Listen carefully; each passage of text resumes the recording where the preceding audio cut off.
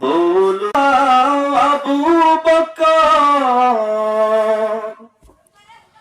फितना फसाद সুখ সবর আবার পাঠাও আবু বকর ফিতনা ফাসাদ সুখ সবর অটল আলোর পাহাড় সবর অটল আলোর পাহাড় সবর দাও সে মনের দিল দাও খোদা দাও আমায় আবার ওমর দারাজ দিল দাও খোদা দাও আমায় আবার ওমর দারাজ দিল। চিল্লায় বলেন মারহাবা। إن الحمد لله الحمد لله نحمده ونستعينه ونستغفره ونؤمن به ونتوكل عليه ونعوذ بالله من شرور أنفسنا ومن سيئات أعمالنا من يهدي الله فلا مضل له ومن يضلله فلا هادي له ونشهد أن لا إله إلا الله وحده لا شريك له ونشهد أن محمدا عبده ورسوله أرسله بالحق بشيرا ونذيرا وداعيا إلى الله بإذنه وسراجا منيرا فقد قال الله تعالى في كلامه المجيد والفرقانه الحميد আমার সাথে জবানটা খুলে সবাই বলুন আউযু বিল্লাহি মিনাশ শাইতানির রাজীম বিসমিল্লাহির রাহমানির রহিম ওয়াল আসরি ইন্নাল ইনসানা লাফী খুসর إلا الذين آمنوا وعملوا الصالحات وتواصوا بالحق وتواصوا بالصبر إن الله وملائكته يصلون على النبي يا أيها الذين آمنوا صلوا عليه وسلموا تسليما اللهم صل على مولانا محمد وعلى آل سيدنا شفيعنا محمد محبة الشفيع قرنا اللهم صل على مولانا محمد وعلى آل سيدنا شفيعنا محمد شنبرت দক্ষিণ আম্বারিয়া পাশি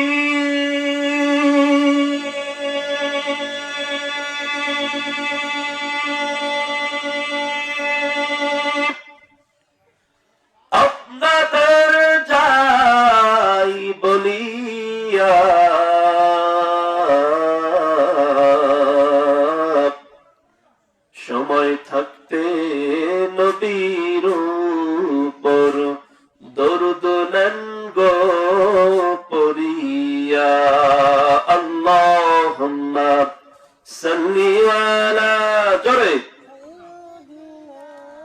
মাওলানা মুহাম্মদ ওয়া আলা আলি সাইয়্যিদিনা شفيعنا محمد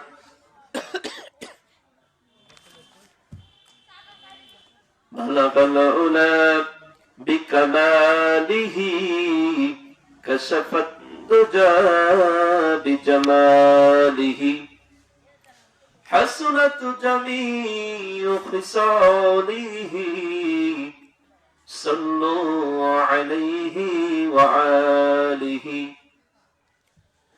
জীবনে যত প্রেম আছে কলিজায়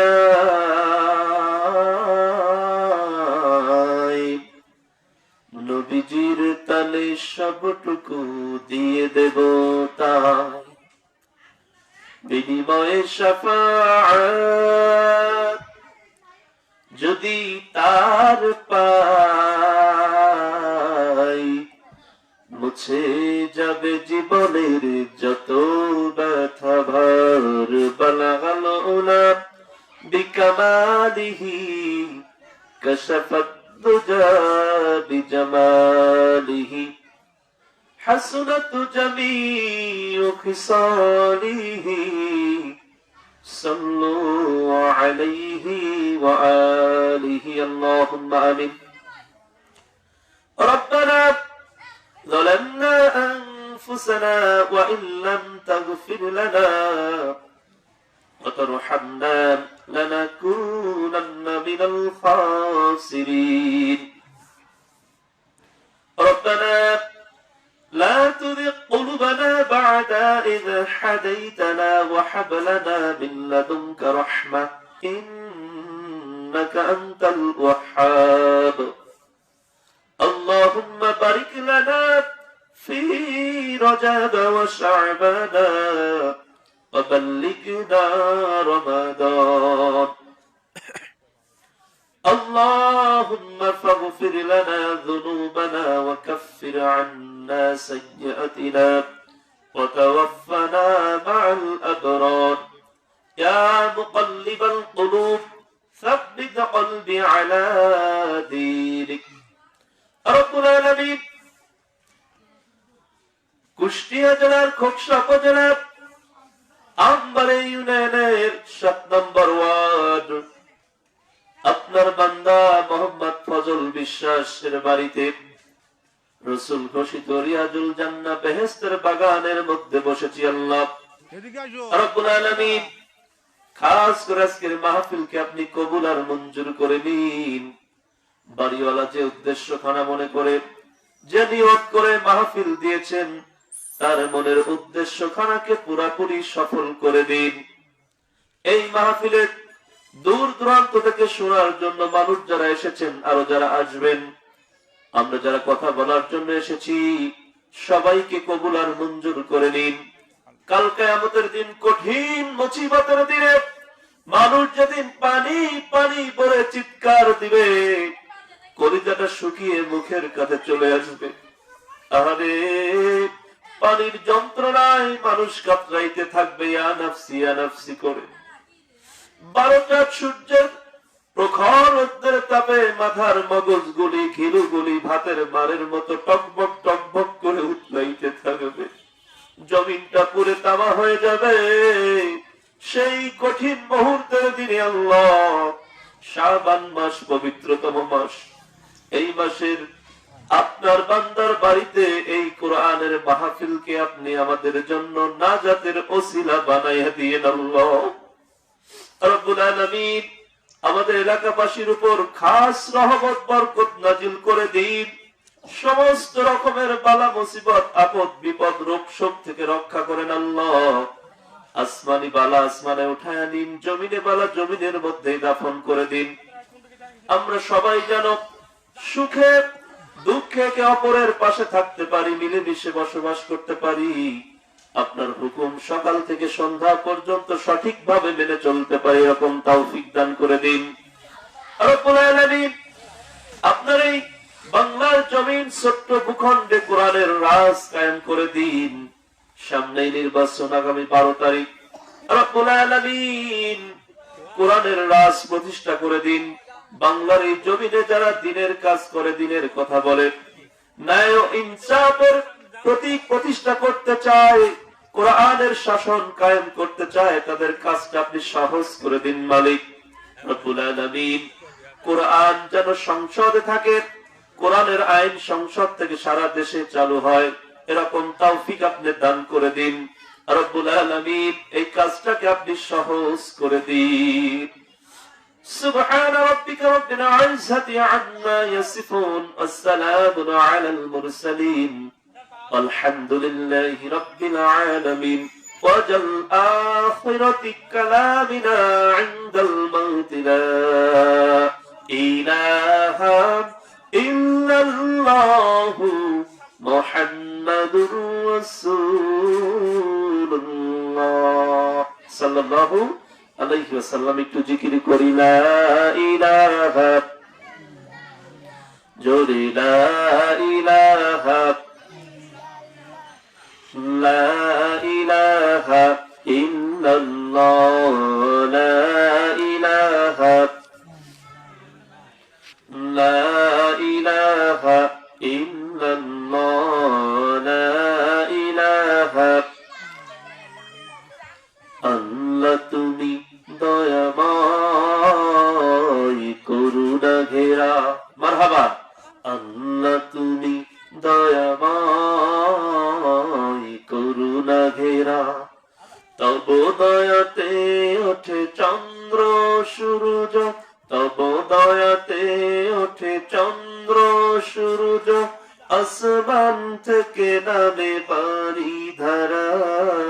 আল্লাহ তুমি দয়াময় করুণা ঘেরা, লা ইলাহা,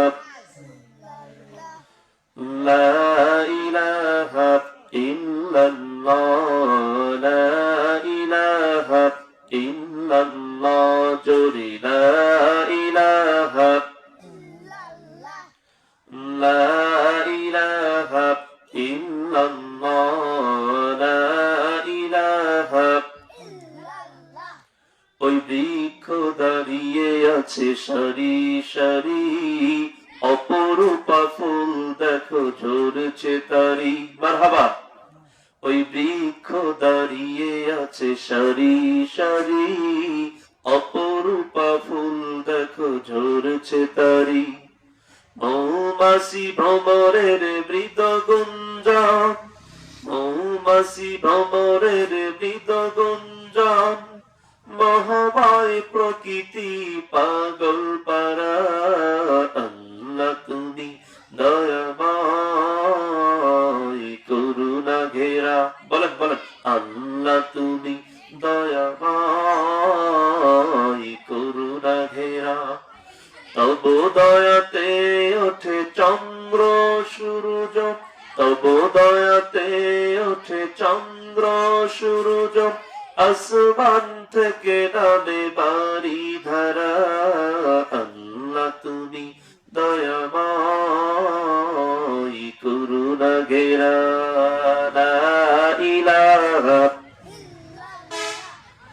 লা ইলাহা ইল্লাল্লাহ, লা ইলাহা, জোরে লা ইলাহা ইল্লাল্লাহ, লা ইলাহা, লা ইলাহা ইল্লাল্লাহ মুহাম্মাদুর রাসূলুল্লাহ সাল্লাল্লাহু আলাইহি ওয়াসাল্লাম। মুআজ্জাজ মুহতারাম, পেয়ারা হাজিরিন, পেয়ারা এলাকাবাসী ও আমার দক্ষিণ আম্বারিয়া বারুইপাড়ার এলাকার মানুষ, এই মাইকের আওয়াজ যাদের কর্ণকুহুরে পৌঁছাচ্ছে প্রত্যেককে আমি বলছি, দেখেন গতকাল এখানে কোরআনের মাহফিল ছিল না, আগামীকালও হবে না। আল্লাহ সুবহানাহু ওয়া তাআলা কবুল ও মঞ্জুর করেছেন বিধায় আজকে এখানে কোরআনের মাহফিল আয়োজন করা হয়েছে। বাড়িওয়ালাকে আল্লাহ তৌফিক দান করেছেন, তার উদ্দেশ্যখানা পূরণের চেষ্টা করা হচ্ছে। আমি আপনাদের উদাত্ত আহ্বান জানাবো, কোরআনের ইজ্জতে, কোরআনের মহব্বতে, কোরআনের ভালোবাসায় সবাই মাহফিলে এসে বসে যান। আমি দেখেছি পথে আসতে অনেক মানুষ রাস্তা দিয়ে ঘোরাফেরা করছেন, অনেক যুবক ভাই, সমবয়সী মানুষ, স্নেহের ছোট কচিকাতা বাচ্চা, মুরব্বী চাচা জানেরা, আব্বা জানেরা ঘোরাফেরা করছেন, অনেককে দেখেছি। সামনে কয়েকটা দোকানও আসছে, আপনারা কেনাকাটা করেন, খাবার খান, সমস্যা নাই, কিন্তু দোকানের ওখানে ভিড় করে না থেকে কোরআনের ইজ্জতে, কোরআনের সম্মানে এই মাহফিলে এসে বসে যান। আপনাদের উদাত্ত আহ্বান জানাচ্ছি, দয়া করে কেউ ঘোরাফেরা করবেন, এটা কোরআনের সামনে বেইজ্জতি। কোরআন ও হাদিস থেকে কথা হবে, আলেম ওলামা আসছেন। এর আগেও একজন কথা বলেছেন, আমার সম্মানিত আব্বাজান, দক্ষিণ আমবাড়িয়া বারুইপাড়া জামে মসজিদের মুয়াজ্জিন, তিনি কথা বলেছেন মাগরিব থেকে এশা আজান পর্যন্ত। এরপরও যারা কথা বলবেন আমার পরে, আমার একজন উস্তাদ আছেন, তিনি কথা বলবেন, আর একজন প্রধান মেহমান কথা বলবেন। অত্যন্ত সুন্দর আলোচনা তারা করে থাকেন। তা আপনাদের আমি অ্যাডভান্স আহ্বান জানাচ্ছি, সুন্দর কথা হবে, কিছু আমলিয়াত কথা হবে। হতে পারে একটা কথা আপনার জীবন পাল্টে দিতে পারে, ঠিক কিনা? এমন একটা বাণী, হাদিসের বাণী কিংবা কোরআনের একটা আয়াত, এর অর্থ, এর ভাবার্থ, ব্যাখ্যা, বিশ্লেষণ আমার আপনার জীবনটাকে চেঞ্জ করে দিতে পারে, যদি আল্লাহ কবুল করেন। বলি সুবহানাল্লাহ। হেদায়েতের উদ্দেশ্যে শুনবেন, দিলের কান লাগিয়ে শুনবেন। এই দিলেরও একটা কান রয়েছে, চোখটা বন্ধ করে এইদিকে ইশারা করবেন, দেখবেন যে কথাগুলো মাথায় ঢুকবে, বুঝতে পারবেন। এটা একটা ক্লাসের মতো। আমি অনেক জায়গায় তাফসির মাহফিল, ধারাবাহিক তাফসির মাহফিল অনেক জায়গায় করে থাকি, জুমার আলোচনায়, কোরআনের মাহফিলে বলে থাকি, যেখানে কোরআন ও হাদিস থেকে কথা বলা হয়, ওটা আমার দৃষ্টিতে একটা ক্লাসের মতো। আর আল্লাহ রাসূল সাল্লাল্লাহু আলাইহি ওয়াসাল্লাম তো বলছেন এটা রিয়াজুল জান্নাহ। বলি সুবহানাল্লাহ, বেহেশতের বাগান। রিয়াজুল জান্নাহ শব্দের অর্থ কি? চিল্লায় বলেন, বেহেশতের বাগান। যে জায়গায় দুনিয়ার কোনো কথাবার্তা হয় না, এখানে কি বসে যারা কথা বলেন বক্তারা, তারা কি কোনো কিচ্ছা কাহিনী বলেন? কিচ্ছা কাহিনী বলেন, হয়তো কোনো ঘটনার পরিপ্রেক্ষিতে উদাহরণ টানতে গিয়ে কোনো কথা আসে, কিন্তু বেশিরভাগ কথাই কোরআন ও সুন্নাহ থেকে হয়, অর্থাৎ হাদিস থেকে হয়। কোরআন ও হাদিসের আলোচনা শুনতে আমাদের ভালো লাগবে যদি ভিতরে ঈমান থাকে। বলি সুবহানাল্লাহ। কোরআন শুনলে ঈমান আরো বৃদ্ধি হয়, বর্ধিত হয়, বেড়ে যায়। বলি সুবহানাল্লাহ।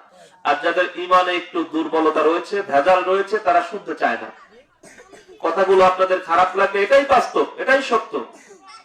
আপনাদের খোঁচা দেওয়ার জন্য বলছি না, আঘাত করার উদ্দেশ্যে বলছেন। আপনি আমার মুসলমান ভাই, আল্লাহ রাসূল বলছেন কুল্লু মুসলিমুন ইখওয়া, প্রত্যেক মুসলমান ভাই ভাই। বলি সুবহানাল্লাহ। প্রত্যেকটা মুসলমান এই হাদিস অনুযায়ী ভাই ভাই, তারপর অন্যান্য সম্পর্ক যে যা আছে, কিন্তু হাদিসের পরিভাষায়, হাদিস অনুসারে কুল্লু মুসলিমুন ইখওয়া, কুল্লু মানে সব, মুসলিমুন মানে মুসলমান, ইখওয়া মানে ভাই।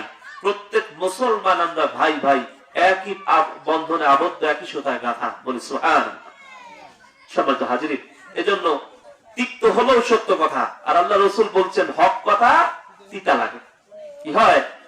হক কথা মানে সত্য কথা, শুনতে তিতে লাগে।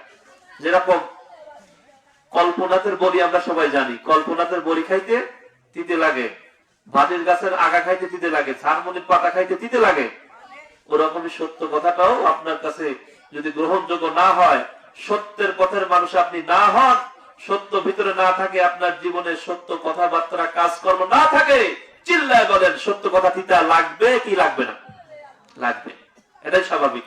এই জন্য আপনাদেরকে আমি বলছি, যাদের মধ্যে ঈমান রয়েছে, কোরআন শুনলে ঈমান আরো বেড়ে যাবে, বর্ধিত হবে। সুবহানাল্লাহ। আর যাদের ঈমানে ভেজাল রয়েছে, কোরআনের আওয়াজ তাদের কানে গেলে কষ্ট হবে, দূরে সরে যাবে, পালাবে, এটা বিষাক্ত মনে হবে, এই সুর ভালো লাগবে না তাদের কাছে। গান বাজনার সুর ভালো লাগে, নাটক সিনেমার সুর ভালো লাগে, কোরআনের আওয়াজ কানে গেলে তারা দেখবেন যে অশান্তি লাগে। যেরকম কানের যন্ত্রণায় মানুষ চিৎকার করে, তারা ওই রকম করে পালিয়ে যাবে।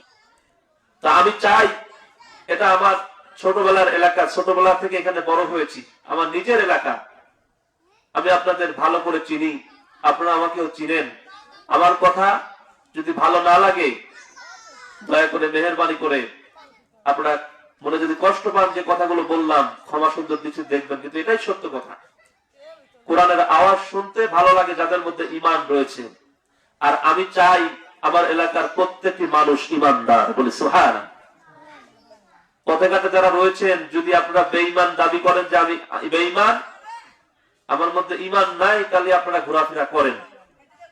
আপনাদের যদি বলেন আঘাত দিয়ে কথা বলছে, হ্যাঁ আমি আঘাত দিয়ে বলছি। খোঁচা দেখতে কথা বলছে, হ্যাঁ আজকের দিনের জন্য খোঁচা দিয়েই বলছি। কারণ আমি আগেই বলেছি, গতকাল এখানে কোরআনের মাহফিল হয় নাই, আগামীকালও হবে না। আল্লাহ আজকে কবুল করেছেন জন্য হয়েছে। বলেন তো, আল্লাহ কবুল না করলে, বাজেট না হলে এখানে আমরা আসতাম? আপনারাও শোনার জন্য আসতাম। এজন্য কোরআনের ইজ্জতে আরেকবার আপনাদেরকে আমি উদাত্ত আহ্বান জানাচ্ছি, অনুরোধ করছি। যে কয়েকজন আসলে আলহামদুলিল্লাহ ভালো, আরো যারা পথে ঘাটে রয়েছেন এর থেকে অনেক 2-3 ডাবল মানুষ পথে ঘাটে রয়েছে, দোকানের ওখানে ভিড় করে রয়েছে। ছোট বড় সবার প্রতি আহ্বান জানাচ্ছি, আপনি যদি ঈমানের দাবিদার হন, আমার বিশ্বাস কেউ বলবেন না আমি বেঈমান। সবাই ঈমানদার দাবি করেন এবং কাজে প্রমাণ করেন। শুধু ঈমানদার দাবি করলে হবে না, কাজ করবে, প্রমাণ করে দিতে হবে। বৃক্ষ তোমার নাম কি? ফলে পরিচয়, ঠিক না? আমি আম গাছ, জাম গাছ, বিরাট গাছ, বিরাট শাখা প্রশাখা অনেক কিছু আছে আমার, অনেক মোটা, অনেক উঁচু লম্বা, কিন্তু আমার ফল নাই। বলেন তো ওই গাছের দাম আছে? তো ঈমানদার দাবি করি, মুসলমান দাবি করি, মুসলমানের বাচ্চা, মুসলমানের সন্তান, কিন্তু আপনাকে মসজিদে পাওয়া যায় না, কোরআনের মাহফিলে পাওয়া যায় না। ভালো কাজের মধ্যে আপনি নাই, শুধু আছেন খারাপ কাজে। গাছ যেমন ফল না হলে প্রমাণ হয় না, আপনিও প্রমাণ করতে পারবেন না। তাতে এই কথায় আপনি কষ্ট পান আর বেজার হন করার কিচ্ছু নেই, এটাই সত্য, এটাই বাস্তব। এজন্য আপনাদেরকে আমি বলছি, আর আপনারা ঘোরাফেরা করবেন না, অন্তত আজকের দিনে কোরআনের মাহফিলের ইজ্জতে, কোরআনের সম্মানে, এই কোরআনের সাথে যেন বেইজ্জতি না হয়। কাল কিয়ামতের দিন ইলাহির আদালতে এই কোরআন যেন আমাদের বিপক্ষে সাক্ষ্য না দেয়, যেখানে কথা হয়েছে আর সবাই না শুনে ঘোরাফেরা করেছে। আপনারা একটু ভয় পেয়ে কোরআনের সম্মানে, কোরআনের ইজ্জতে এসে বসে যান। আমি আমার মূল আলোচনায় এখনই চলে যাচ্ছি। সম্মানিত হাজিরিন, আমি পবিত্র কুরআনুল কারীমের 103 নম্বর একটা সূরা, ছোট্ট একটা সূরা একটু তেলাওয়াত করেছিলাম। সিরিয়াল নাম্বার কত? 103। সূরার নাম সূরা আল আসর, আয়াত সংখ্যা 3, মাক্কিয়াতুন। রাসূল সাল্লাল্লাহু আলাইহি ওয়াসাল্লামের মক্কা জীবনে এই সূরাটি নাযিল হয়েছিল, বলি সুবহানাল্লাহ। কোথাকার? মক্কি জীবনে। যেহেতু সময় সংক্ষিপ্ত, আমার পরে আরো বক্তা আছেন, কথা বলবেন, এজন্য বেছে বেছে ছোট্ট একটা সূরা ধরেছি, কিন্তু এর মধ্যে কথাগুলো ওজনওয়ালা কথা। কি কথা? খুবই ভারী, ওজনওয়ালা কথা আপনাদেরকে শোনাতে চাই। আপনারা শুনবেন। কোথা থেকে শুনবেন? কোরআন থেকে। সমাধান চাও যদি জীবনে মরণে, ফিরে যাও, খুঁজে নাও, চোখ রাখো। কোথায় রাখতে হবে? আমার হাতে এটা কি? কোরআন। চিনেন এটা? কোরআন। সমাধান চাও যদি জীবনে মরণে, ফিরে যাও, খুঁজে নাও, চোখ রাখো কোরআনে। কোথায় রাখতে হবে? নাকি ফোনের ওই নাটক সিনেমায়, অন্য কোন বইতে? কোরআনের মধ্যে রাখলেই আমাদের জীবনটা পরিবর্তন হবে। সমাধান চাও যদি জীবনে মরণে, ফিরে যাও, খুঁজে নাও, চোখ রাখো কোরআনে। সমাধান চাও যদি জীবনে মরণে, ফিরে যাও, খুঁজে নাও, চোখ রাখো। কোথায় রাখতে হবে? আমরা কি রাখি? না, আমরা রাখি না। এই জন্য জীবনও পরিবর্তন হচ্ছে না। তবেই পাবে সুখ শান্তির ঠিকানা, তবেই পাবে সুখ শান্তির ঠিকানা, যদি মেনে নাও তুমি মনে প্রাণে। সমাধান, বলেন না, সমাধান চাও যদি জীবনে মরণে, ফিরে যাও, খুঁজে নাও, চোখ রাখো। সমাধান চাও যদি জীবনে মরণে, ফিরে যাও, খুঁজে নাও, চোখ রাখো কোরআনে। এই যে চির অম্লান চির মুক্তির ডাক, এই যে মহাবাণী খোদাই কালামে পাক। মারহাবা। এই যে চির অম্লান চির মুক্তির ডাক, এই যে মহাবাণী খোদাই কালামে পাক। এই দুনিয়ার সেই দুনিয়া, এই দুনিয়ার সেই দুনিয়া, মুক্তি পাবে তুমি দোজাহানে। সমাধান ও সমাধান, সমাধান চাও যদি জীবনে মরণে, ফিরে যাও খুঁজে নাও চোখ রাখো, ফিরে যাও খুঁজে নাও চোখ রাখো। ইনশাল্লাহ শুনতে ভালো লাগে, ইসলামী গানগুলো শুনতে ভালো লাগে, আমারও বলতে ভালো লাগে। তো এখানে চোখ রাখতে হবে। রাখি আমরা, ছেলেরা রাখে মেয়েরা দিক, মেয়েরা রাখে ছেলেরা দিক, কি বলেন? যুবক যুবকের দিক আমরা এরকম চোখ রাখি। আর কোথায় রাখে? বর্তমানে মোবাইল ফোনের স্ক্রিনে। যুবক গুলো রাখে মোবাইল ফোনের স্ক্রিনে, অশ্লীল বেহায়াপনা, নাচ গানের ব্যস্ত, নাটক সিনেমা ব্যস্ত। আর মুরব্বীরা চায়ের চুমুক দেয় আর বলে যে সিনেমা দাও। চায়ের দোকানে টিভি না হলে তো চা চলেই না। চলে? টেলিভিশন না হলে আজকে বাংলাদেশের কোন চায়ের দোকান অচল, চলে না। খবর দিলেও দেখে না। এখন নির্বাচনের সময় এখন একটু দেখে, বলে দেশের হাল চাল কি, দাও দেখি। জামাত কোন দিকে, বিএনপি কোন দিক, কোন দল কোন দিকে দেখি, তাও দেখি। এখন একটু দেখে, কিংবা কোথাও কোনো অ্যাক্সিডেন্ট, মারামারি, কাটাকাটি, হাঙ্গামা হলে তখন দেখে।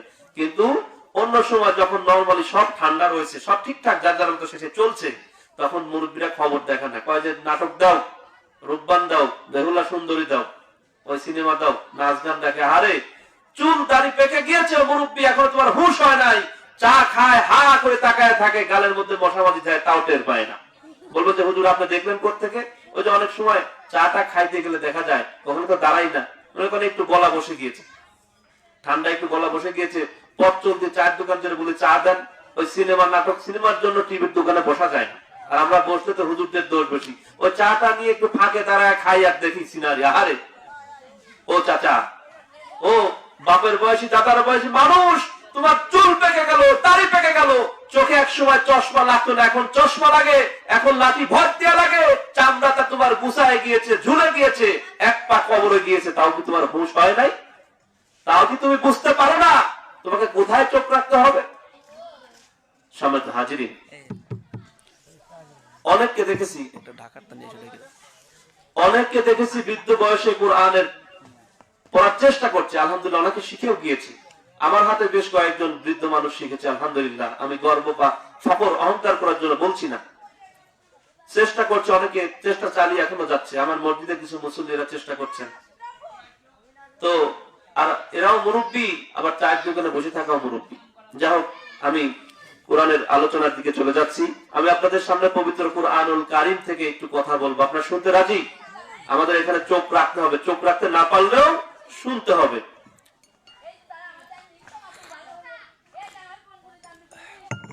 সম্মানিত হাজিরিন, তাহলে আমরা দিলের খানটা একটু লাগাবো।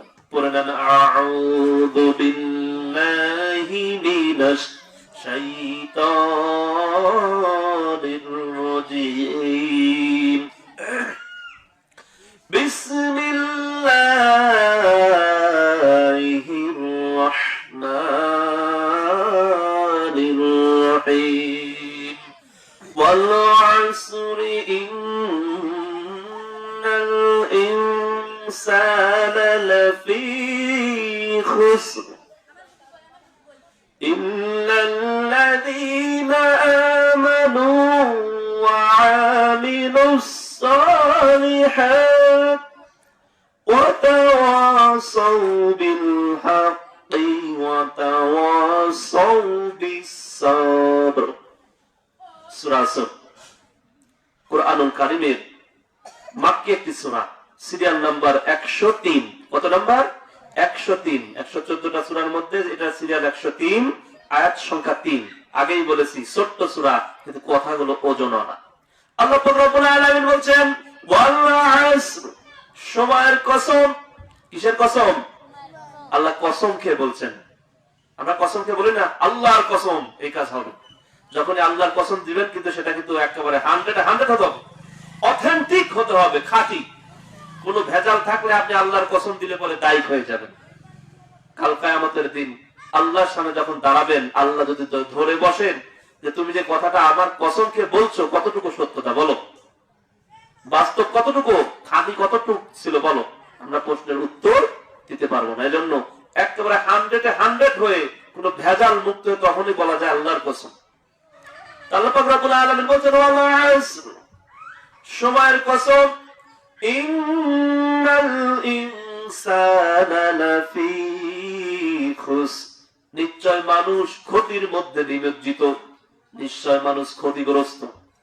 এরপর আল্লাহ পাক রব্বুল আলামিন বলছেন ইন্নাল্লাযীনা আমানু, কিন্তু তারা নয় যারা ঈমান আনে, বলে সুবহানাল্লাহ, ওয়া আমিলুস সালিহাত, এবং সৎ কাজ করে, ভালো কাজ করে, ওয়া তাওয়াসাউ বিল হক, একজন আরেকজনকে সত্যের উপদেশ দেয়, সত্য কথা বলে, সত্যের কাজের দিকে ইশারা করে, ওয়া তাওয়াসাউ বিস সবর, এবং একে অপরকে ধৈর্য ধারণে উদ্বুদ্ধ করে, বলি সুবহানাল্লাহ। ও আমার দক্ষিণ আম্বারিয়া বারৈপাড়াবাসী, আমি আগেই বলেছি, যদি ভিতরে ঈমান থাকে কোরআনের কথাগুলো শুনতে বড় মধুর লাগবে, বড় সুন্দর লাগবে। আর যদি ভিতরে ঈমান না থাকে, যতই ঈমানদার দাবি করেন, আপনার যদি আল্লাহর প্রতি ভয় না থাকে, কিয়ামতের দিন আল্লাহর সামনে দাঁড়াইতে হবে, আল্লাহর প্রশ্নের উত্তরগুলো দিতে হবে, এই ভয় ভীতি যদি না থাকে, বিশ্বাস না থাকে, তাহলে আপনার কোরআন শুনতে ভালো লাগবে না, আপনি দৌড়ে পালায়া যাবেন। আমি আমার এলাকাবাসীকে বলবো, আপনাদেরকে আমি আল্লাহ রাব্বুল আলামিনের সামনে আপনারা যে ধরা খেয়ে যান, ফেঁসে যান, আমি আপনাদের সন্তান কারো ভাই ভাতিজা এটা কখনোই চাই না। চাই আমরা নিজেও বাঁচবো, আপনাদেরকেও বাঁচাবো। এই জন্য হতে পারে আজকের এই কোরআনের মাহফিলের ওসিলায় আল্লাহ আপনাদের মাফ করতে পারেন। একটা কোরআনের কথা, একটা হাদিসের বাণী আপনার জীবনটা পাল্টে দিতে পারে। এই জন্য আমরা এসে বসে যাই, আর এদিক সেদিক ঘোরাফেরা না করি। আল্লাহ রাব্বুল আলামিন প্রথমেই বলছেন ওয়াল আসর, সময়ের কসম। কিসের কসম? সময়ের কসম। কেন আল্লাহ সময়ের কসম খেলেন? কারণ এই সময়টা কিন্তু কঠিন জিনিস। আমরা মানে বিশ্বাস করি, মানি আর না মানি, সময়টা অত্যন্ত কঠিন জিনিস, গুরুত্বপূর্ণ জিনিস। একজন ইংরেজি তিনি বলতেছেন, আমরা ছোটবেলায় পড়েছি, তার কথা থেকে এই কথাটা আসছে। একজন গবেষক তিনি বলছেন, time and tide wait for none. Time and tide wait for none, সময় আর স্রোত কারোর জন্য কখনো অপেক্ষা করে না, ঠিক কিনা? এই যে সময়, ঘড়ির কাঁটা কখনো বন্ধ হয়? ঘড়ির কাঁটা চলছে তো চলছে, যত সময় ব্যাটারি আছে চলছে। ব্যাটারি ফিউজ হয়ে গিয়েছে, নষ্ট হয়ে গিয়েছে, ফুলে গিয়েছে, ফেলায় দিয়ে আবার নতুন একটা ওখানে ইনসার্ট করবেন, লাগায় দিবেন, আবার ওটা স্টার্ট হবে, কন্টিনিউ চলবে। ঘড়ির কাঁটা চলতেছে চলতেছে। এই জন্য তিনি বলছেন time and tide wait for none, সময় এবং স্রোত কখনো কারোর জন্য অপেক্ষা করে না। এই সময় আর স্রোত, নদীর স্রোত আমরা উজান ভাটেন চলতে দেখেছি। সময় আর স্রোত কখনো এমপি মন্ত্রী ব্যারিস্টারকে তোয়াক্কা করে না, বলে আই ডোন্ট কেয়ার। কি বলে? আই ডোন্ট কেয়ার, তোমাকে আমি মানি না, তোমাকে দেখে ভয় পাই না, পরোয়া করি না, আমি আমার মতো চলি। সময় নিজের গতিতে চলে, নদীর স্রোত নিজের গতিতে চলে, এটাকে কখনো আটকানো যায় না, থামানো যায় না, নিজস্ব গতিতে চলছে, কিয়ামত পর্যন্ত চলে যাবে। বলেন ঠিক কিনা? এই জন্য আল্লাহ পাক রব্বুল আলামিন সময়ের কথা বললেন। এই সময়টা বড় গুরুত্বপূর্ণ জিনিস। একবার জীবন থেকে চলে গেলে ওই সময় আর কখনো ফিরে আসে না। হেলায় হেলায় জীবন কাটাইছেন, শৈশবকাল গিয়েছে, কৈশোর গিয়েছে, যৌবন পার হয়ে গিয়েছে, এখন চুল দাড়ি পেকে গিয়েছে। বলেন তো, যে সময়টা চলে গিয়েছে ওটা আর ফেরত আসবে? কোশ্চিন কাল আসবে? হাজারো চেষ্টা করলেও আসবে না। বন্দুক থেকে গুলি ফিরে গেলে যেমন সে গুলি আর ফেরত আসে না, হয়তো খুঁজতে খুঁজতে কোথাও অনেক দূরে হয়েছে গুলির খোসা টোসা পাওয়া যাইতে পারে, কিন্তু যে সময় আপনার জীবন থেকে, আমার জীবন থেকে হারিয়ে গিয়েছে, ওই শৈশব, ওই কৈশোর, ওই যৌবন, সেটা কি এখন আপনি ফিরে পাবেন? শুধু স্মৃতির পাতায় রয়ে গেছে, স্মৃতি হয়ে থাকছে। হারিয়ে যাব একদিন আমি, রব নাই ভুবনে চিরদিন। আহা, চলে যাব, আমার স্মৃতিটুকু পড়ে থাকবে। আমি মোস্তফা কামাল মজনু, আম্বারিয়া, দক্ষিণ আম্বারিয়া জামে মসজিদের মুয়াজ্জিনের ছেলে, মজনু অমুকের বেটা অমুক, এটা স্মৃতি থাকবে। কোন ভালো কাজ করলে এটার প্রমাণ থাকবে, আমি থাকবো না। হারিয়ে যাব একদিন আমি, রব নাই ভুবনে চিরদিন। থাকা যাবে? বলুন না, হারিয়ে যাব একদিন আমি, রব নাই ভুবনে চিরদিন। ক্ষমা করে দিও তোমরা আমার, ক্ষমা করে দিও তোমরা আমায়, ভুল করে থাকি যদি কোনদিন। হারিয়ে যাব একদিন আমি, রব নাই ভুবনে চিরদিন। থাকা যাবে? চিরকাল কেউ থাকতে পারছে? আমি কিন্তু সময়ের কথা বলছি। আল্লাহ প্রথমে বলছেন ওয়াল আসর, সময়ের কসম। 103 নম্বর সূরা, মাক্কি সূরা, সূরা আসর থেকে বলছি। 3টা আয়াত ধরছেন। আগেই বলেছি সময় সংক্ষিপ্ত, আমার পর আর দুজন রয়েছে। সময় তো হাজিরিন, তা হারিয়ে যেহেতু যাবই, চলেই যাব, এই স্মৃতিটুকু পড়ে থাকবে, আর কিছু থাকবে না। বাঁশ বাগানে বাগরস্থানে হয়তো দেবে মরে কবর, তোমরা আমায় যাবে ভুলে, রাখবে না জানি কোনো খবর। থাকবে খবর? বাঁশ বাগানে বাগরস্থানে হয়তো দেবে মরে কবর, তোমরা আমায় যাবে ভুলে, রাখবে না জানি কোনো খবর। পড়বে কি মনে আমার কথা, ফেলবে কি অশ্রু কোনদিন। হারিয়ে যাব একদিন আমি, রব নাই ভুবনে চিরদিন। শুধু স্মৃতি পড়ে থাকবে। আহারে, আমি মারা গেলে পরে আপনারা বলবেন অমুকের ছেলে হয়তো বা, যদি ভালো আচরণ করে থাকি, আমার কাজকর্ম যদি আপনাদের কাছে গ্রান্টেড হয়, গ্রহণযোগ্য হয়, যদি আমি সত্যের কথা বলি, সত্যের পথে থাকি, ঈমান যদি থেকে থাকে, তাহলে বলবেন আহারে অমুকের ছেলে অমুক একটু ভালো ছিল, ভালো কাজ করতো, তার মধ্যে এটা ছিল না, ওটা ছিল না। আর যদি আমার আচরণে কাজকর্ম সেটা ভালো প্রমাণ না হয়, তাহলে বলবেন ও গেছে না গেছে, এলাকার মানুষ বাঁচেছে, একটা আপদ বিদায় হয়েছে। কি বলেন? এজন্য কবি কাজী নজরুল ইসলাম বলছেন, এমন জীবন তুমি করিও গঠন, মরিলেও হাসিবে তুমি কাঁদিবে ভুবন। ঠিক কিনা? এমন একটা জীবন আমল আখলাক দিয়ে আমাকে গঠন করতে হবে, যে আমি মারা গেলেও আমার জন্য, আমি হাসতে হাসতে চলে যাবো, কিন্তু আমার জন্য পুরো দুনিয়া কাঁদবে, আকাশ বাতাস জমিন গাছ তরুলতা সব কাঁদবে, একজন ভালো মানুষ চলে গেল। আদৌ কি সেরকম ভালো মানুষ আমরা হতে পেরেছি? বলেন না, হতে পেরেছি? আহারে, জীবন থেকে তো কত বছর চলে গেল। এই যে আমি ছোট্ট মানুষ, আপনাদের সামনে ল্যাংটা থেকে পর্যন্ত বড় হয়েছি, কারো ভাই, কারো ভাতিজা, কারো অন্যান্য সম্পর্কের ইয়ে হই। তো আমার বয়সে 30-31 বছর হয়ে গিয়েছে। আপনাদের তো চুল দাড়ি পেকে গিয়েছে বেশিরভাগ মানুষের, আর যারা বাচ্চা রয়েছে তারা আমাদের থেকে শিখবে। তো আমাদের জীবন থেকে যা হারায় গেল, সময়ের কসম বলছি, ওটা কি আর ফেরত আসবে? আসবে না। হুট করে আমি একদিন হারায় যাব, আর স্মৃতিগুলো পড়ে থাকবে ভালো।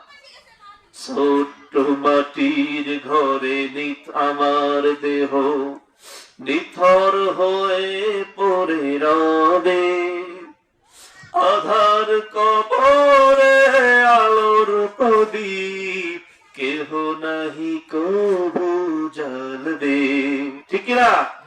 ছোট্ট মাটির ঘরে আমার দেহ, নিথর হয়ে পড়ে রবে, আধার কবরে আলোর প্রদীপ, কেহ নাহি কবু জ্বালবে।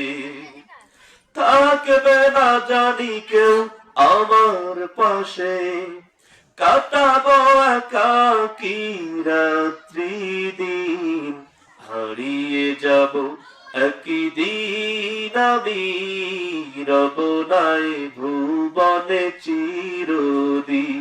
বলুন না, হারিয়ে যাব একই দিন আমি, রব নাই ভুবনে চিরদিন। ক্ষমা করে দিও তোমরা আমায়, ক্ষমা করে দিও তোমরা আমায়, ভুল করে থাকি যদি কোনদিন, হারিয়ে যাব একই দিন আমি, রব নাই ভুবনে চিরদিন।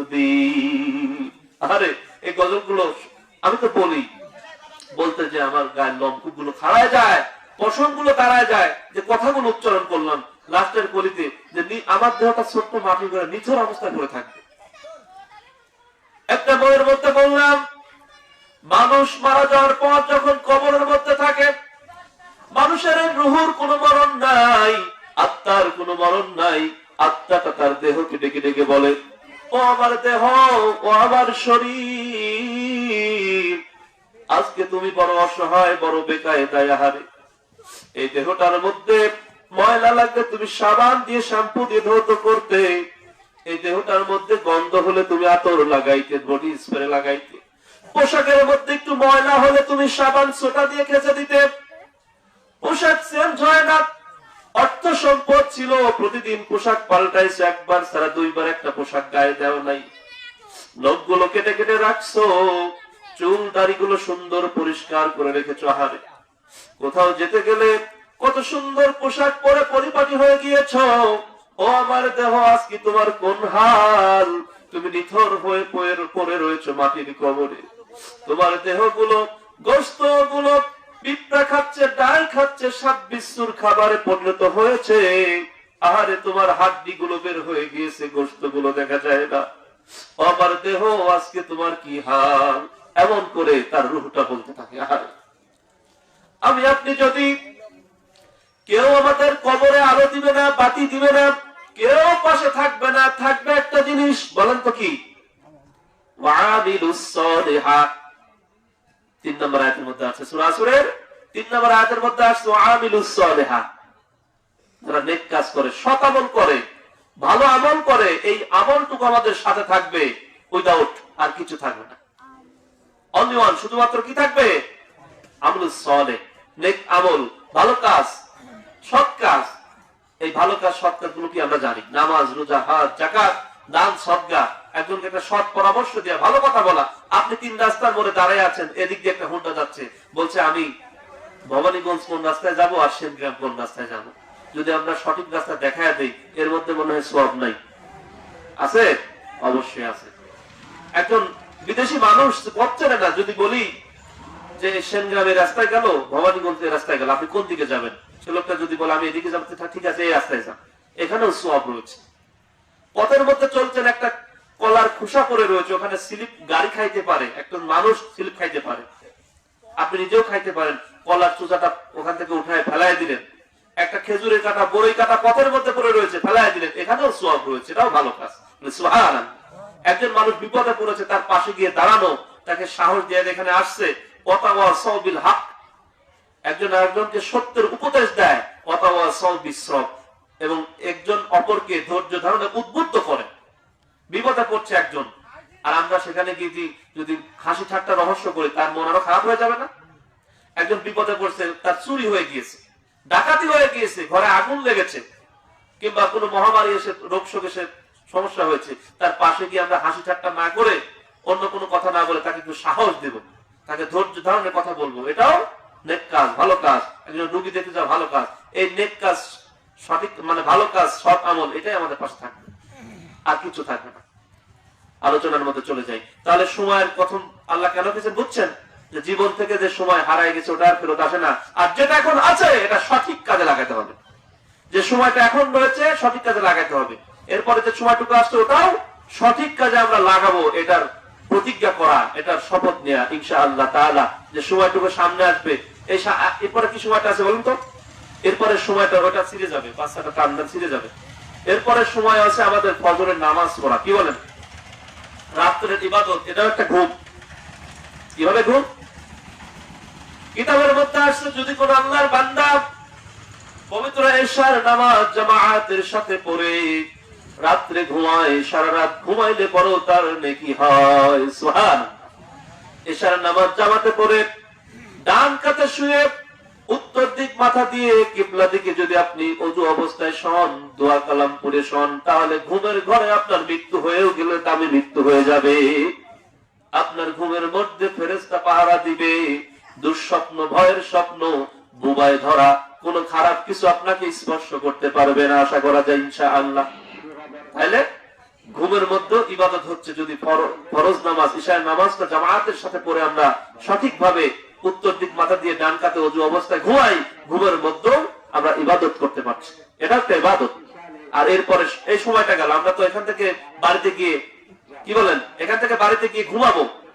ঘুমানোর সিস্টেমটা কি? আপনার চোখটা আপনি উত্তর দক্ষিণ করবেন, উত্তর দিকে মাথা দিয়ে ডান কাতে ঘুমাবেন, মুখটা কিবলা দিকে থাকবে, এবং চেষ্টা করবেন আমাদের যে জরুরত রয়েছে ইস্তেনজা, পোশাক পায়খানা সেরে ওযু করে ওযু অবস্থায় উত্তর দিক মাথা দিয়ে ডান কাতে ঘুমাবেন।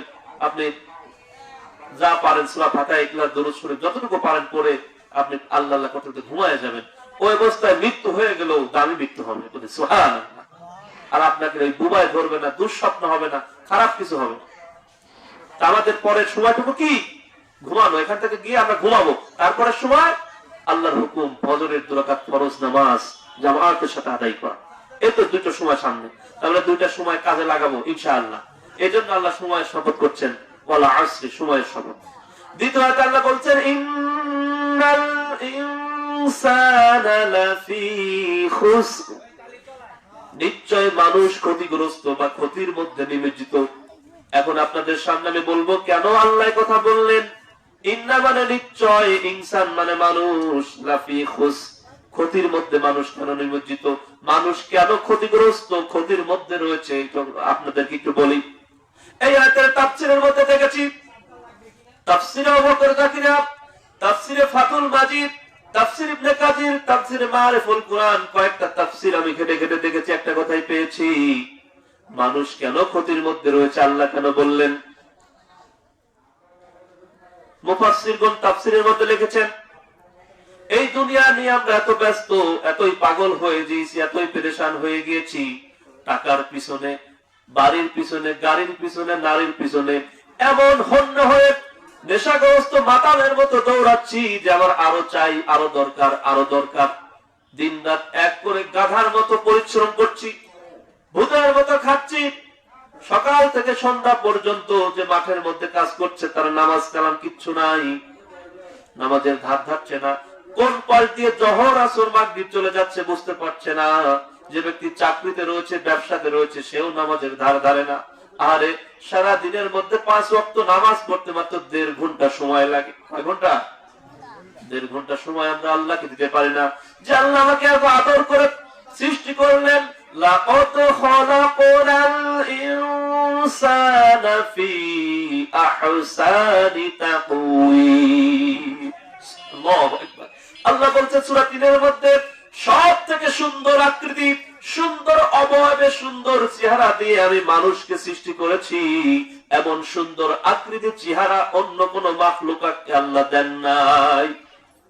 যে আল্লাহ আমাদেরকে হিকমত দান করলেন, জ্ঞান, বুদ্ধি, বিবেক, আকল দান করলেন, সেটা সঠিক রাস্তায় আমরা কাজে লাগাচ্ছি না। এজন্য আল্লাহ সরাসরি বলছেন ইন্নাল ইনসানা লাফি খুসর, নিশ্চয় মানুষ ক্ষতির মধ্যে নিমজ্জিত, নিশ্চয় মানুষ ক্ষতিগ্রস্ত। আরো যদি ভেঙে চলে বলতে হয়, চাকরি বাকরি, ব্যবসা বাণিজ্য, মাঠে ময়দানে যে যে পেশায় আমরা নিয়োজিত রয়েছি, এক কথায় দুনিয়ার মোহে পড়ে, দুনিয়ার লোভে পড়ে সারা দুনিয়ার ব্যস্ততা আমরা নিজের মধ্যে এনে পড়েছি। আমাকে খাইতে হবে, পড়তে হবে, বাঁচতে হবে, আমার ভবিষ্যৎ আহাল পরিবার পরিজন, স্ত্রী পুত্রের জন্য গুছায় যাইতে হবে। এই যে ব্যাপী ব্যস্ততা, এর মধ্যে আমরা রয়েছি, আল্লাহকে সময় দিতে পারছি না, এটাই হলো ক্ষতি, ঠিক না? মাত্র 1.5 ঘন্টা সময় লাগে 5 ওয়াক্ত সালাত পড়তে, নামাজ পড়তে। এই সারা দিনের মধ্যে 24 24টা ঘন্টার মধ্যে 1.5 ঘন্টা সময় আমরা আল্লাহকে দিতে পারি না, আল্লাহর কুদরতি পায়ে সিজদা দিতে পারি না। দুনিয়ার ব্যস্তর মধ্যে রয়েছে, মূলত এটাই হলো ক্ষতি। নিজের পায়ে নিজেই কোরআন মারছে আল্লাহর হুকুমকে লঙ্ঘন করে। আর একটা ক্ষতি রয়েছে, দুনিয়ার সব কাজকর্ম আমরা করছি আল্লাহর হুকুম অমান্য করে। কবরের মধ্যে যখন যাব তখন বুঝতে পারবো ক্ষতি কোথায়। হারে যখন ফেরেশতা বলবে মান রাব্বুকা, তোমার রবকে, অমান দীনুকা, তোমার জীবন ব্যবস্থা কি ছিল, জীবন বিধান ধর্ম কি ছিল। তারপর আল্লাহ রাসূল সাল্লাল্লাহু আলাইহি ওয়াসাল্লামের চেহারার সাফ মোবারক দেখে বলা হবে হাজা রাজুলু, এই পুরুষটিকে চেনে। হাজা মানে এই, রাজুল মানে পুরুষ। হাজা রাজুলু, এই পুরুষ বা এই ব্যক্তিটি সম্পর্কে তুমি কি জানো, চেনো? যখন আল্লাহর বান্দা বলবে হা হা লাদ্রি, হা হা লাদ্রি, আমি কিচ্ছু জানি না, কি প্রশ্ন করছো, কি উত্তর দিচ্ছ, আমি কিচ্ছু বুঝতে পারি না। আরে তখন হলো আসল ক্ষতি, তখন হলো আমাদের ক্ষতি হয়ে যাবে। এটাই হলো আসল ক্ষতি ধরা হচ্ছে। এই ক্ষতি কোনো পোষানো যাবে না। সম্মানিত হাজিরিন, এটাই মূলত বলা হচ্ছে বড়টা ক্ষতি হলো জাহান্নামের মধ্যে যখন মানুষকে দেয়া হবে তার কর্মের জন্য তাকে শাস্তি, ক্ষতি তখন হবে। এখন বলেন তো দেখি, দুনিয়ার ক্ষতিটাও পোষানো যায়, ব্যবসায় লস হলে মেনে নেওয়া যায়, ঘরে আগুন লাগলে বড় ঘর পড়ে গেলে সাপড়া ঘর উঠানো যায়, ছোটখাটো ঘর উঠানো যায়, রোগ হলে ডাক্তারের কাছে গেলে রোগ মুক্তি পাওয়া যায়। যে ক্ষতি দুনিয়াতে হোক না কেন 100% যদি সেরে নাও যায়, ক্ষতিপূরণ করা সম্ভব না হয়, অন্তত কিছুটা হলেও তো হয়, হয় কিনা? আর যখন মানুষ অপমানিত লাঞ্ছিত হয় জাহান্নামের মধ্যে যাবে, তার আগে জাহান্নামের মালিক ফেরেশতা তাদের ধাক্কায় ধাক্কায় নিয়ে যাবে। আহারে, কিতাবের মধ্যে আসছে হুচুট খেয়ে খেয়ে মানুষ পড়ে যাবে, পিছন দিকে তাকাবে, জাহান্নামের মালিক ফেরেশতা বলবে ও আল্লাহর গোলাম, কেন তুমি পিছনের দিকে তাকাও? তুমি তো আসামি হয়ে গিয়েছো, আল্লাহর কাঠগড়ায় তোমার রায় হয়ে গিয়েছে, তোমার মৃত্যুদণ্ড হয়ে গিয়েছে। যেরকম দুনিয়ার বুকে মৃত্যুদণ্ড হয় তার কোনো আশা ভরসা থাকে না, আদালত থেকে আল্লাহর আদালতে তোমার নেকির পাল্লা হালকা হয়ে গিয়েছে, পাপের পাল্লা ভারী হয়ে গিয়েছে, তোমার জন্য জাহান্নাম সাব্যস্ত করা হয়েছে। যাও যাও যাও, পিছন দিকে তাকায় আর লাভ নাই। ওই আল্লাহর গোলাম ডাক দিয়ে বলবে শুনেছি আল্লাহ রহমানুর রহিম, শুনেছি আল্লাহ গফুরুর রহিম, আরে আল্লাহ দয়ালু ক্ষমাশীল। যদি আল্লাহ ডাক দিয়ে বলে আব্দুর রহমান, ও আব্দুর রহিম, আব্দুল সত্তার, আব্দুল করিম, যাও তোমাকে আমি আল্লাহ ক্ষমা করে দিলাম।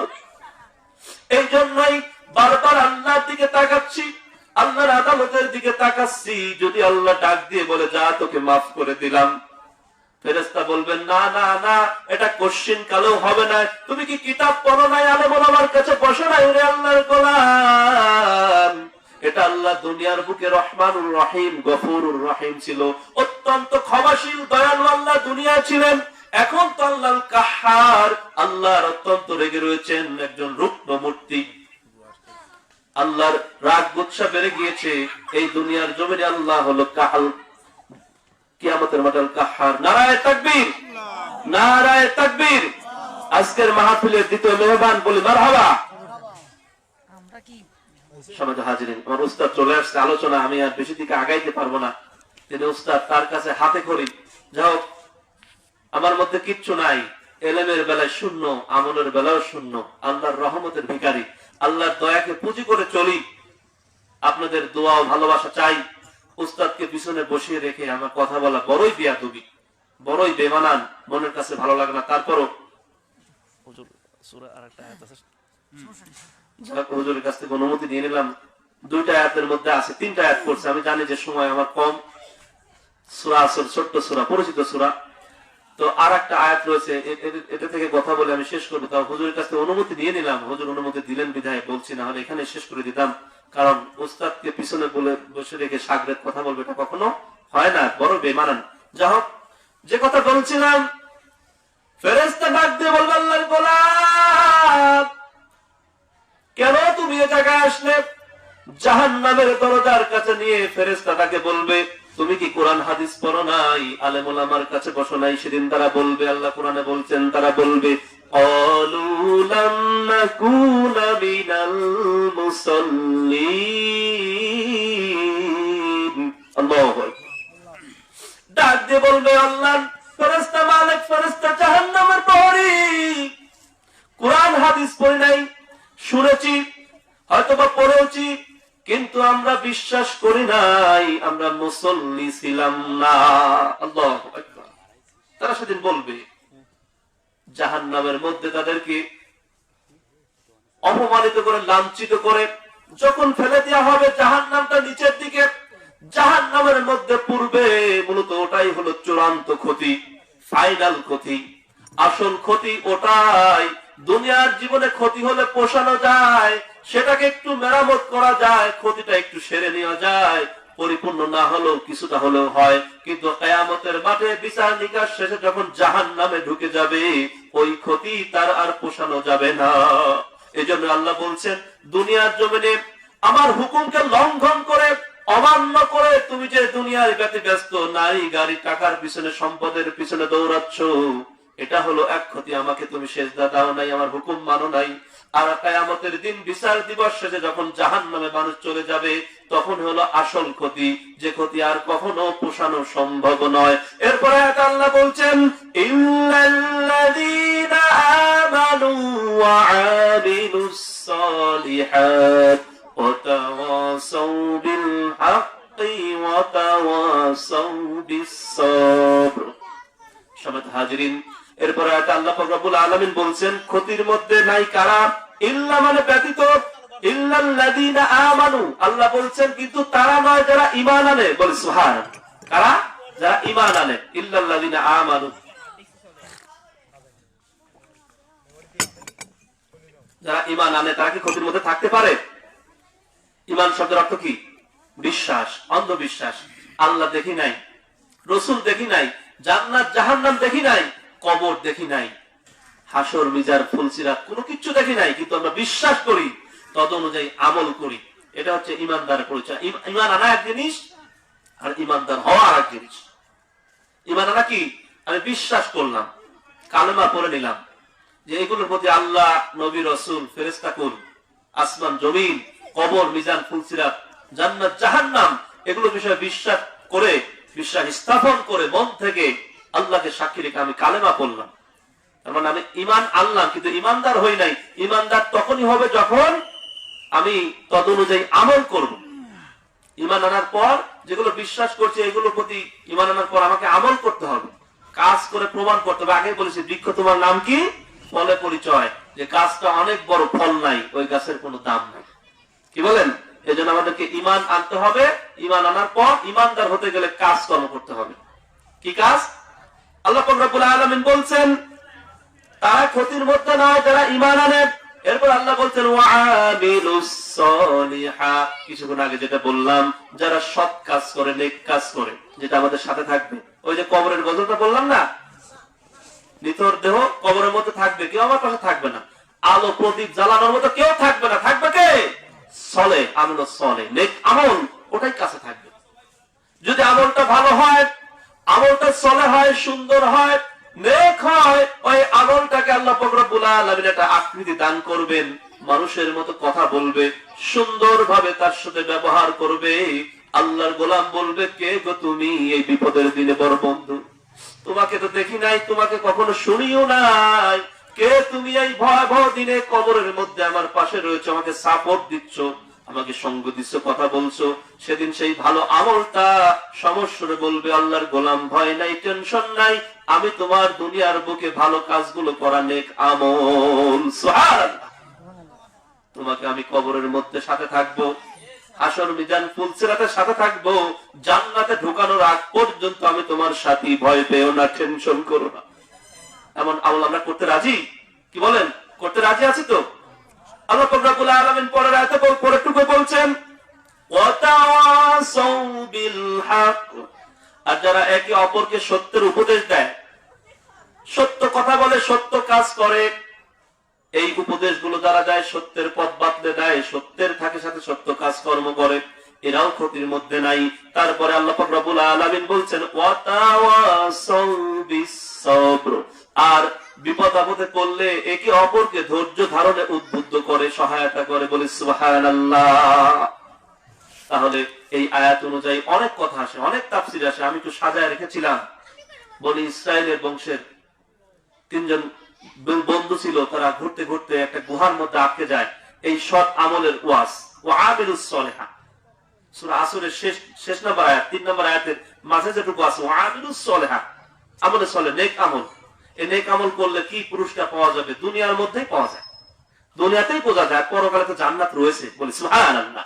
তো সময় সংক্ষিপ্তের কারণে বলতে পারলাম না। যদি কখনো কোথাও, আবার এলাকায় হোক, এলাকার বাইরে হোক, যদি আপনাদের পাই, আপনারা থাকেন, আমাকে একটু মনে করায় দিবেন যে সৎ আমলের ওয়াজ, ওই যে গুহার মধ্যে 3 জন আটকে পড়ছিল, পরিচিত ওয়াজ, অনেকেই জানি। কিন্তু আমি মনে মনে একটু ইচ্ছা পোষণ করেছিলাম, ভেবে রেখেছিলাম যে আমিলুস সলিহা, নেক কাজ, ভালো কাজ, এটা করলে পরকাল তো পুরস্কার রয়েছে। দুনিয়ায় বিপদ আপদের মধ্যে পড়লে এই সৎ কাজের ওসিলা দিয়ে, সৎ কাজের দোহাই দিয়ে পরিত্রাণ তারা পেয়েছিলেন।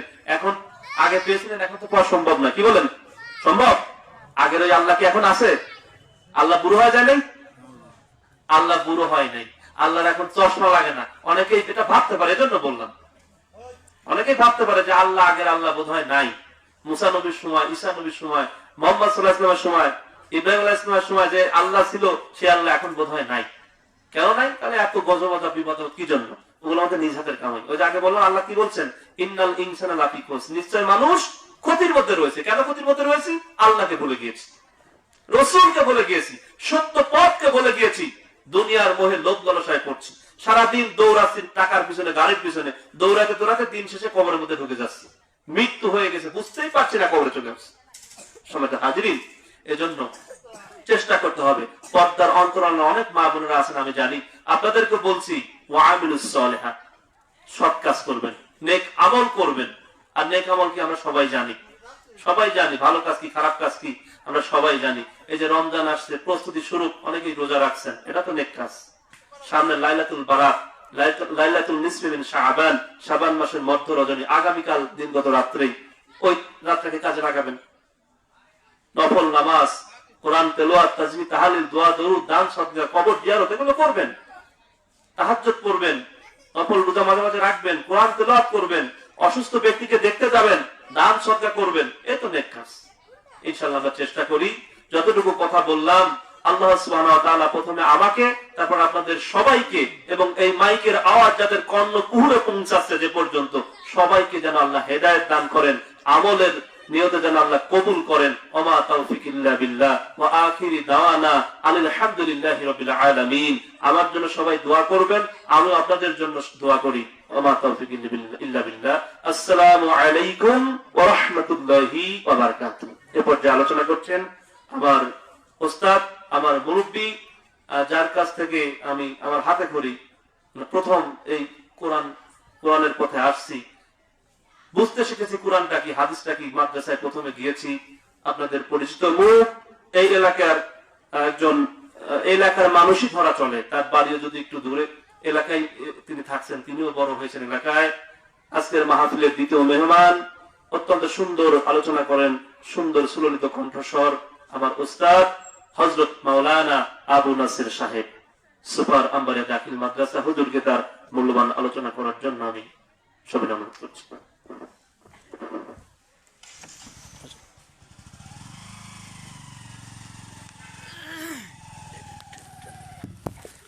SARS থাকলে দিতাম, SARS পুরো 5%।